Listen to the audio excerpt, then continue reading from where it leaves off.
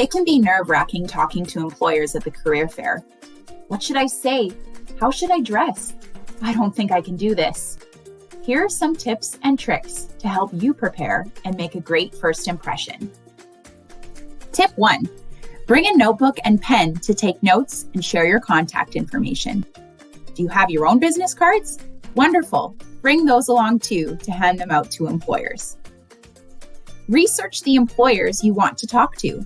Know about their company before the event. What's their mission? Values? What are they most known for? Prepare some potential questions you want to ask the employer. What are you hoping to learn by talking to them? Look and act professional. Dress the same way that you would during an interview. Wear nice trousers, a collared shirt, a blazer perhaps, and make sure that your attitude is professional. Practice your elevator pitch.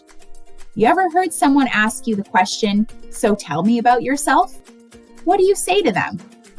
Practice introducing yourself to an employer. What are you going to say?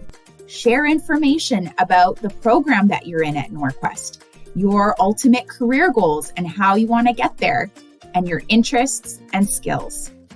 And lastly, be yourself. Have fun. Remember, this is the same as any other conversation you would have.